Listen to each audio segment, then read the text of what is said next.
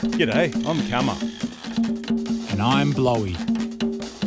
It's the Kama and Blowy Show. Kama and Blowy, Kama and Blowy, walking and talking.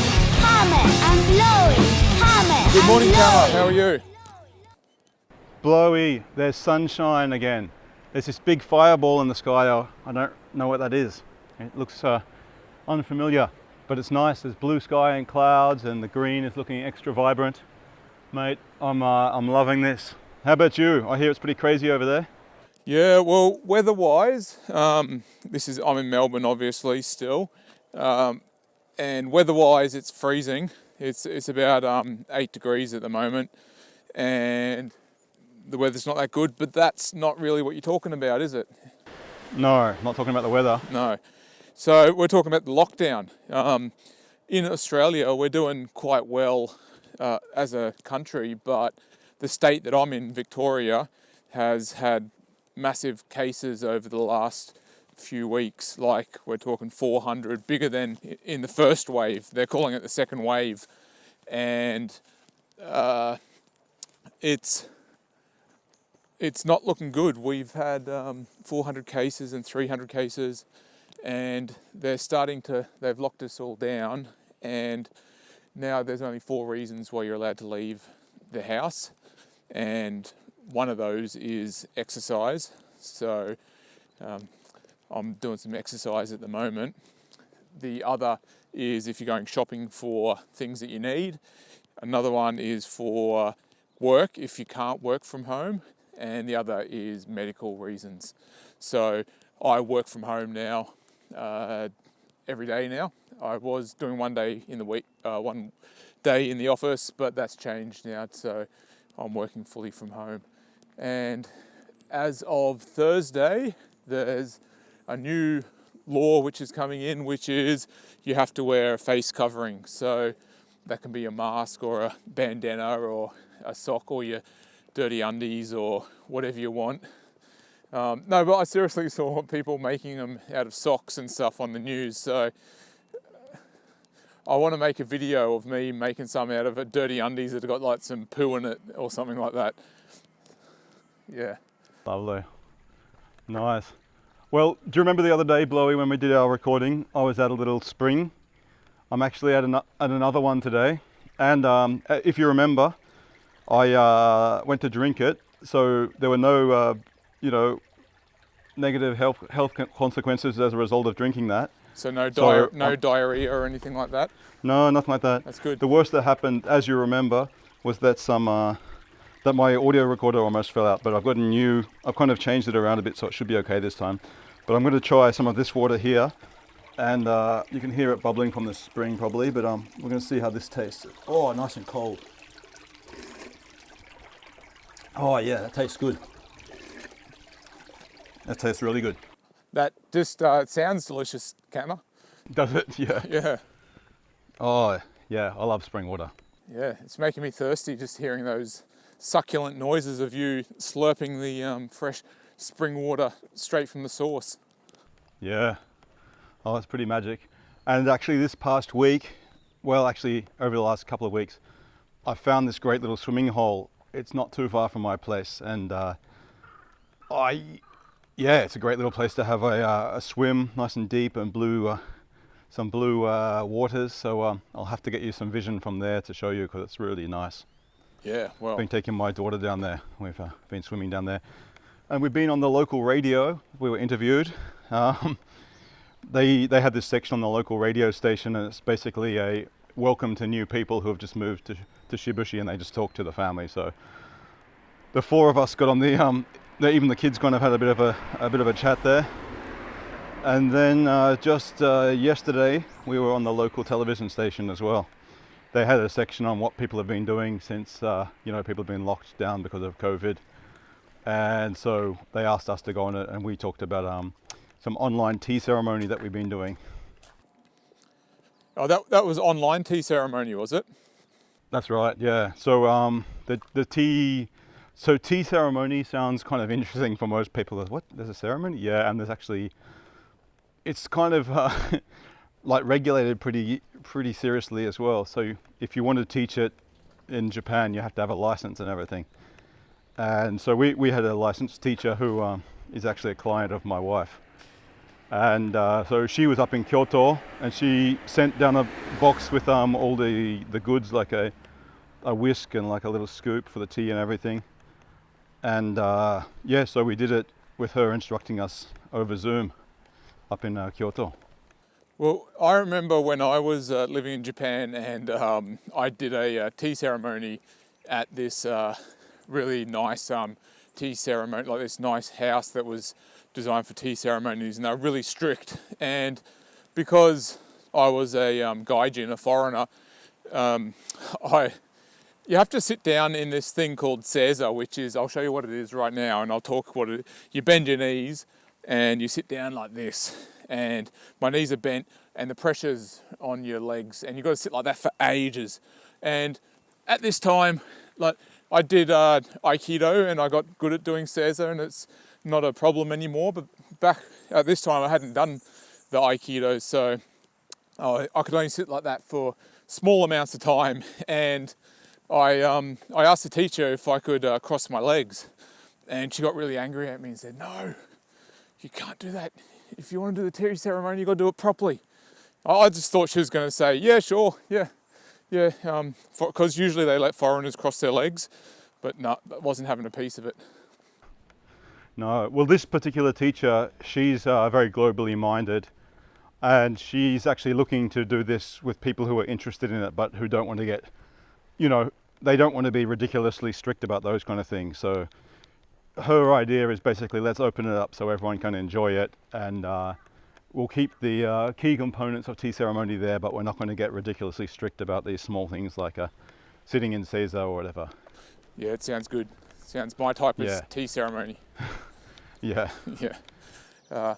But we're not here to talk about tea ceremonies, are we, Kama? Well, I mean, that's one topic, but it's not the only topic. It's not the topic that we were wanting to talk about. We've got a good story, well, a good series of stories when back in 1999, millennium, I went over to America to visit you because you were living there. So why were you living in America first? Do you want to let the people know? Yeah, I'll try to paint a very quick picture. I'll just give you a quick look at these entrances to these Japanese homes. They're really cool. The only problem is there might be a little bit of condensation in my camera because it's so humid outside. Any change, you can kind of notice little bits of a condensation appearing. I can see it inside the lens at the moment. But anyway, yeah, just to give a bit more background, I was a really crap student at high school, and I didn't apply myself at all, and I got really bad marks as a result, no surprise. But after that I said, oh gee, it's time to kind of pull my socks up and start working hard. And oh, there's just a random crab on the road here. Hey mate. Yeah, so I decided to kind of start applying myself, and I applied for a few different big scholarships. So I remember there was a Fulbright one, that was a US one. I didn't get that. There was a Japanese Department of Education one as well. I didn't get that either. But I did eventually get one, and it was like for a 6-month exchange program. And so I was looking around, and there were 3 in the US. There was one in North Carolina. Can I stop you quickly? This flower here, this tree is called a wattle tree. It's an Australian tree, and it's got beautiful yellow flowers which are just starting to blossom. They smell amazing, and they're native to Australia, and they're Australia's national fauna, aren't they, Kama? Fauna is an animal. Or flora, you're thinking flora, of. Sorry. Yeah. Just another bit of context. In another episode, I talked about this street with a 13% incline gradient. I'm actually walking up it now, and it is pretty steep. You can't really tell in the video probably, but yeah, it is steep. And we've got another landslide here as well. Anyway, yeah, so there was one in New York, one in North Carolina, one in Texas. And Texas was the place I least wanted to go to. But I just said, I looked at all of the courses available, and the Texas one was the one that suited my degree best. So I applied for it and somehow got it. And yeah, it was a really bad time though, because the Aussie dollar was quite low against the greenback. So I was getting a little bit of money. How's it going? No, you're right, mate. That's all right. I just got This is real unscripted television. You get these moments where we do have to interact with regular people. Do you know what just happened then, Kama? I have no idea. A dog just jumped on me. Really? A big vicious dog. Nah, Yeah. it was a little dog with a, I don't know what type of dog it was, but it was pretty cute. But he came up and just said hello. Yeah. Yeah. But Yeah, so anyway, I got this scholarship to go over and study in Texas for a semester. And it wasn't that much money, but it was enough to live by if I lived really frugally. And I'm pretty good at living frugally. So there was no issue there. And I actually had our diving coach who I talked about before, his wife she was from Texas. She was from a different city, but she knew someone in San Antonio. So she put me in touch with a lady named Lisa, who said, yeah, he can come and stay with me at the start till he finds his feet. And Lisa and her family were super nice, and they really looked after me. And I stayed there for a bit longer than I was initially expecting. But eventually I said, no, I have to find my own place. So the only place I could find it was downtown in a guest house. And the way these guest houses work is that you have your own room that you can lock up, but then you share a kitchen and you share a bathroom and, like a main area. So it was pretty crazy there. Like, I think I was there for a week. Within that first week, somebody was murdered outside my house. You always heard gunshots at night and dogs barking and police helicopters, and there were bars on all the windows. I was generally okay, but one night some crazy guys threw a big pot plant at me, like a potted plant that smashed on the road. It missed me. But generally everyone was really nice to me, and they really looked out for me. maybe they were trying to give you a pot plant. Maybe they're being nice and saying, going, oh, here you go, have a free pot plant. No, they weren't. The language that they yelled when they threw it at me leaves me convinced that they weren't blowing. Was it a tad bit unsavoury? Yeah. There's another landslide here that's been covered with the biggest blue tarp I've seen in my entire life. I've never seen a tarp this big. Like, it's... Oh, it'd be awesome for slip and slide, but probably too big. From where I am though, it's hard to give scale because it's yeah, too big. I'm gonna go and get a closer look if I can. There's also another thing here in Japan. Because of the tsunamis and everything, they started putting signs up, and you can see how high above sea level you are. So you can see here we're 51.9 meters above sea level. And so, yeah, it's a pretty safe place. You'd have to have a massive, huge one to make this a concern. But anyway, I'm going to have a closer look at this big tarp. Like, I don't think you could ever, no, I can't imagine they sell these tarps this size at a hardware store. Oh, actually, I can see there's a seam. It's not one tarp, unfortunately. Oh well, still, they're still big tarps. Yeah, so anyway, I had to live in this place, and when I told people from Texas where I was living, they said, what are you living there for? That's crazy. And one guy who was from Texas, he said to me, man, he was living at the dorm on uni, and he said, hey, that's not good where you are. He said, you can take my handgun because you need it more than me. And I'm like, what? I don't want a handgun. Like, I'm not a gun guy. It'd be more dangerous having a gun for me than actually than not having one. But he was like, what? You want to live there without a gun? You're crazy. But seriously, I was surprised. Like, some people who I met there, like they took me out to a lake once, and there were some kids. Some of the kids there were like 17 or something. And when we were jumping into this lake at night, it was a really nice lake and everything. That was fun. But they saw some jackrabbits or something. And for me, that was like, oh, cool, some jackrabbits. But the first thing they did, they ran back to their pickup truck and pulled out the rifle from behind their seat and started shooting at it.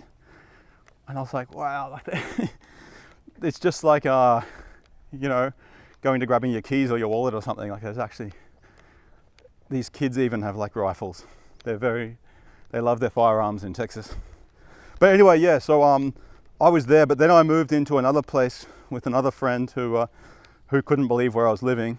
And the reason I moved in with her wasn't so much that it was safer and cleaner, but more because it was, she said, look, I'm here with my boyfriend, and if there's 3 of us, that means we'd be paying, you know, maybe $200 a month or whatever.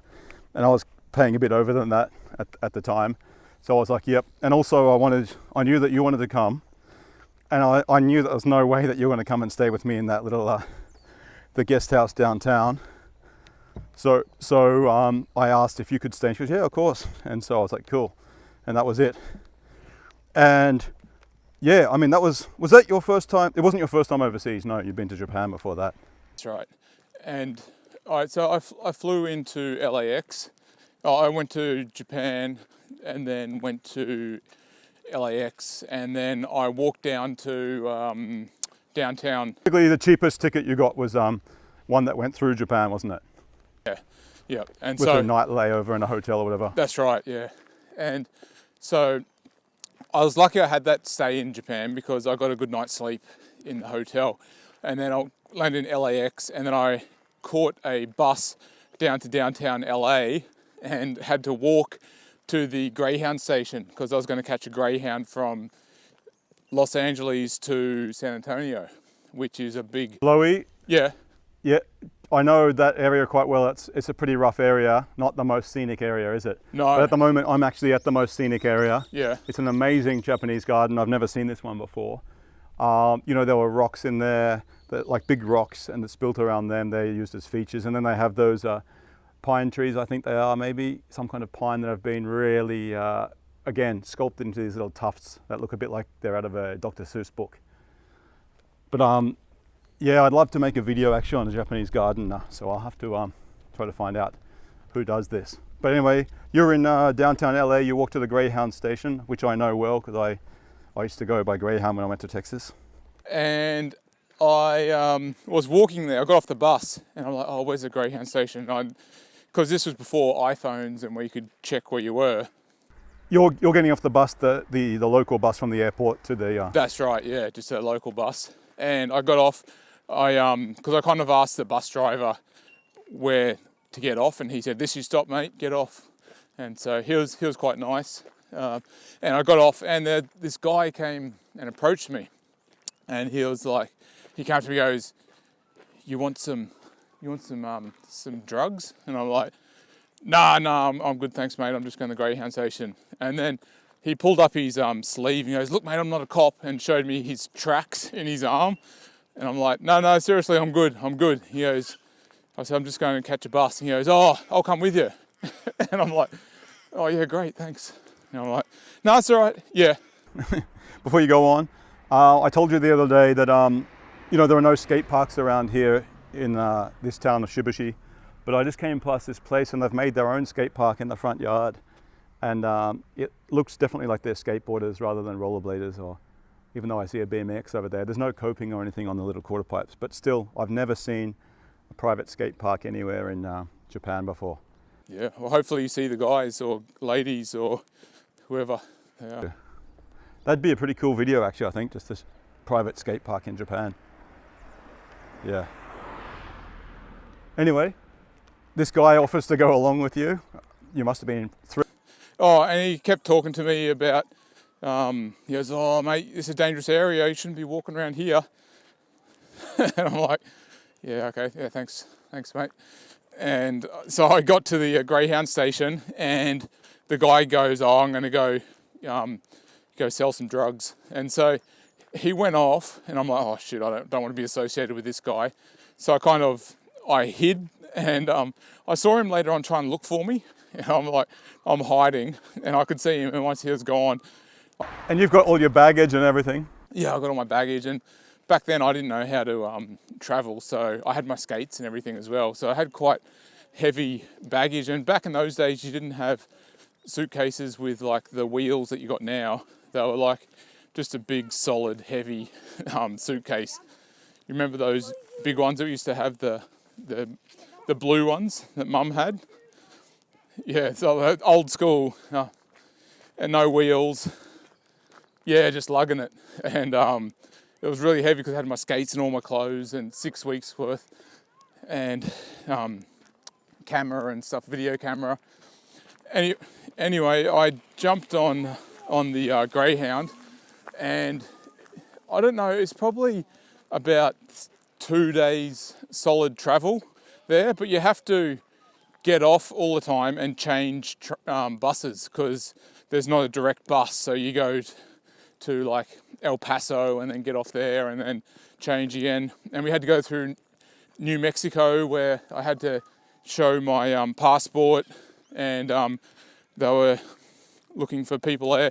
Anyway, I met lots of interesting characters on that bus. I met this guy who we picked up in the middle of the night, and he sat next to me as this massive guy, right? He was wearing this big puffer jacket as well, and he was quite an intimidating guy because he just actually got out of prison, and like just now, like he jumped on the Greyhound bus because he just got out of jail, and he was telling me that he got put in jail for marijuana.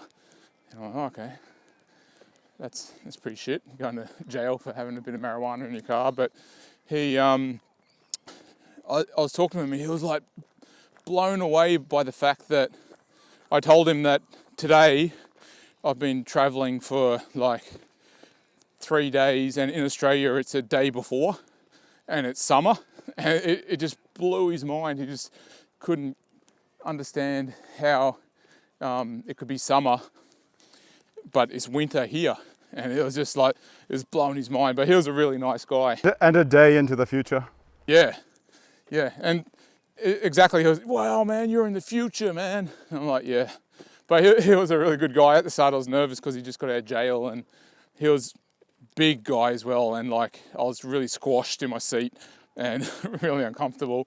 But yeah, he was very interesting. So anyway, I arrived and went to San Antonio after a big long trip, and met up with you. Yeah, and I think I just finished like that semester, so I think I had a lot of free time. You did. You had the whole time off when I was there. So you must have timed it, so I just finished my final exam, I guess. I think so, yeah. We did that on purpose, I believe. Yeah. And so we're there for 6 weeks, and a couple of noteworthy items was it was the millennial. So I was 19. No, I was 20, sorry. But you have to be 21 to drink there. So we couldn't go out and out to the pubs or anything like that because I wasn't old enough. But in Australia I was. And not that we had enough money to go out for drinking or anything like that anyway. No, but like when you're that age and that time of your life, New Year's Eve is quite an important day to go out to like go out drinking or something like that. I don't know why. Like now it doesn't bother me at all, but back then for some reason it did. And so we went down to San Antonio, down to the main drag. There was all this parties and stuff. And do you want to tell the story, Kama, about what happened? So at that time, anyone who was alive at the time will remember, like it was all about the Y2K, and it was huge. Everything was going to change. They weren't sure. At the stroke of midnight, they thought all major computer systems would go down, and everything from traffic lights to air control, bank computers, everything would go down, and life as we know it would be forever different. So it was really built up like no other New Year's Eve in the history of ever. And so it was New Year's Eve, and we were kind of thinking, we're going to do something like to market. Like, I mean, we don't really have much money to go too far or anything, but what can we do? And I don't even remember how this idea came up, but we said, okay, downtown San Antonio, they have this river walk area. and it's like a sunken area that goes with a little a river that kind of runs through the city. It's really beautiful. You can kind of walk. It's almost like the city has 2 levels, and like that's where you'll find all the tourists. And they have you can walk under other roads and things like that. So you know, you can be on top where it's business and people going you know, about in suits and things like that. Then you go down to this sunken layer and you walk around and people are just wearing casual gear and they've got cameras out and everything. And they've got cafes and restaurants along there as well.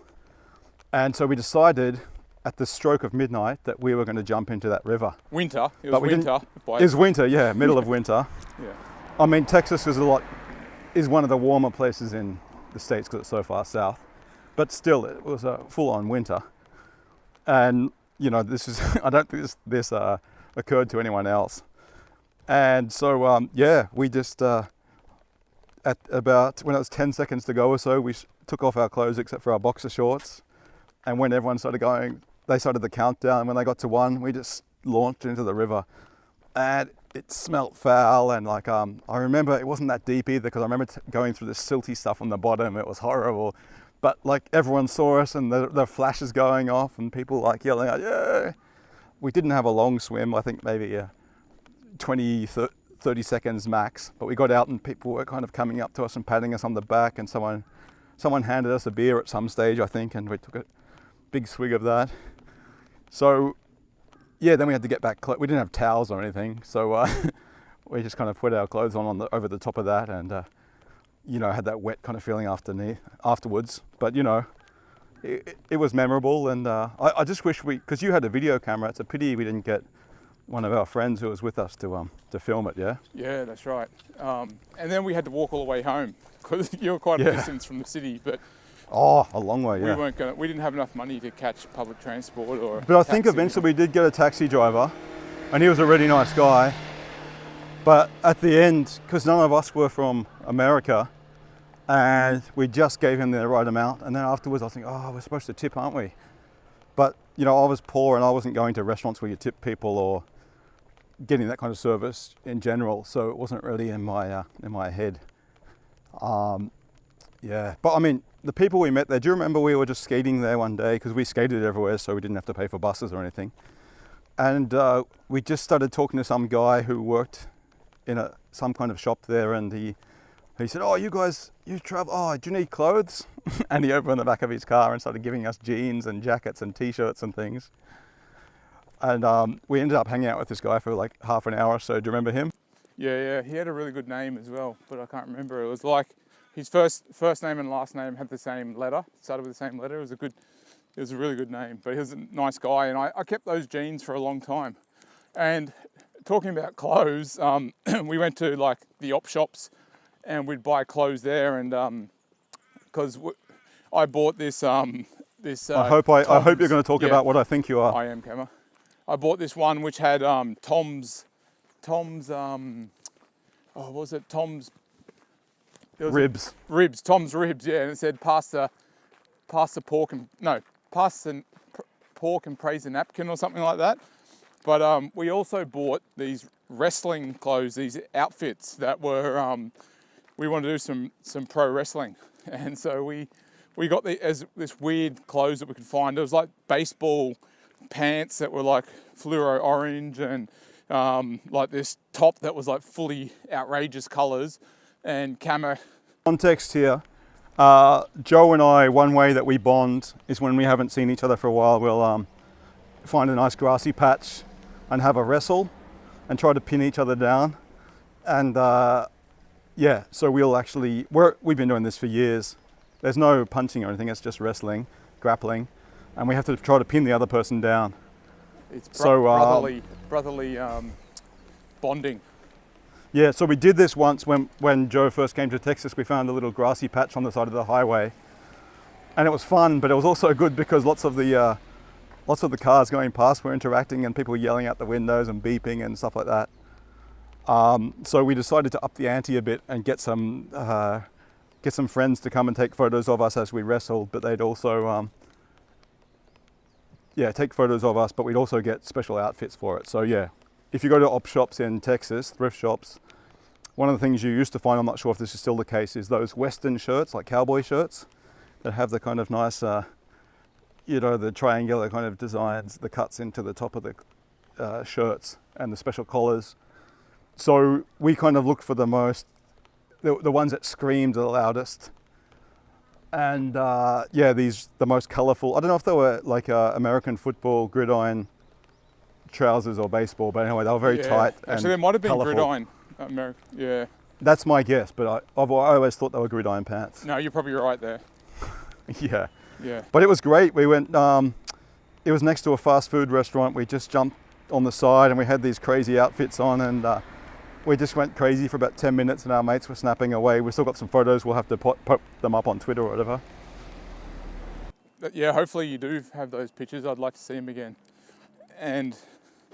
But yeah, it was, thinking back, it's quite a funny thing to do, like pretending to wrestle in the middle of the road. Like, yeah, I don't know if I'd do that anymore. Like now we did on the beach last time we met in Australia down the Gold Coast, I remember. Yeah, this was like a while ago, but we did on the beach. I've got some photos somewhere, but... Which beach? Gold Coast, just down Surfers Paradise. Really? Yeah. I don't have any memory of that. Yeah. So it was, I believe, before your wedding. Okay. Yeah. But anyway. Oh, okay, way back then. Yeah. Yeah. And so, look, we're kind of at time now, Kama. There's so much more of the trip that I'd like to talk about, but yeah, we don't really want to go too far over time. Are you happy to leave it here? I am. Just before, as well, just if you do like this podcast, if you could, if you're listening on the audio, leave a review. That's going to be good for us. And also on YouTube, if you're watching it there, please make a comment about whether you hate us or like us, or if you thought something was funny or dumb or whatever. Any interaction is appreciated. So that's all I've got to say. Yeah. Over and out. All right, see you later. Boom. See you later. It's the Kama and Blowy Show. Kama and Blowy.